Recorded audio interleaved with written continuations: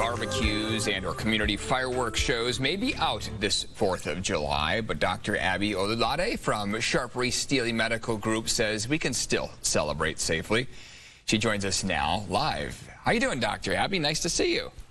It's really nice to see you. Great to talk to you, Eric. So what advice, suggestions do you have? People are getting together. They want to get together for 4th of July.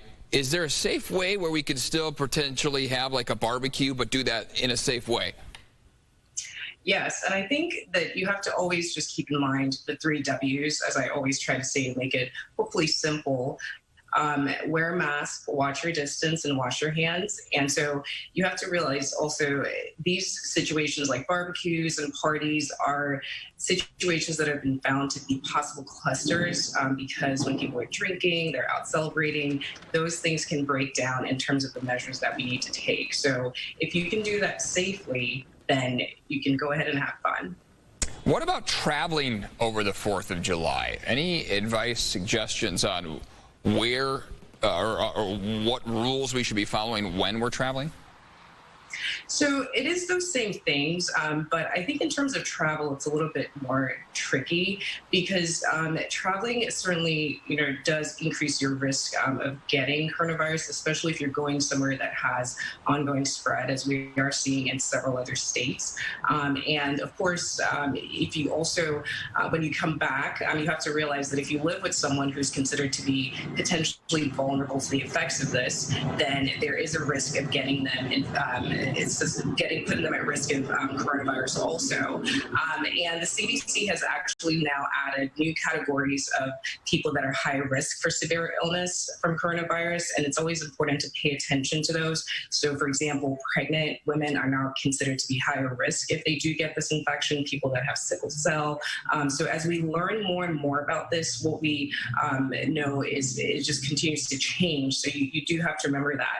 And then the last point is so a lot of places are instituting quarantines for travelers, and that's dynamic also. So you don't want to be on your way there and then find out that you have to quarantine for 14 days. That can be a difficult thing. So it's important to keep those points in mind. What about the beach? I was out there yesterday at Del Mar, and when you put your chairs in the sand, you're a safe distance away from everyone, right? And that works. But when you get down to the water and everyone's passing by you, that's where you can potentially get some spread, but you're outside. People feel like it's, it's not as bad of an area.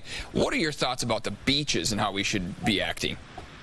It's definitely because, for that fact that you're outside, it's not considered as bad of an area. You're exactly right.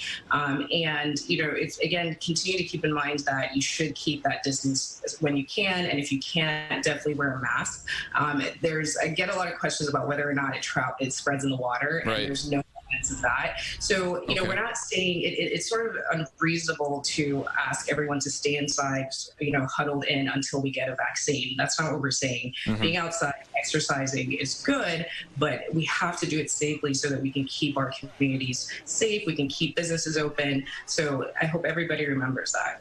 When people are out at bars or restaurants, we actually heard from a bar owner here a short while ago on our show saying, yeah, when people get some drinks in them, they just tend to forget there's a pandemic happening. You got the mask, you lower it, and you're drinking. When's the appropriate time to put that back up? What are your suggestions if you are going to be heading to the bar or restaurant?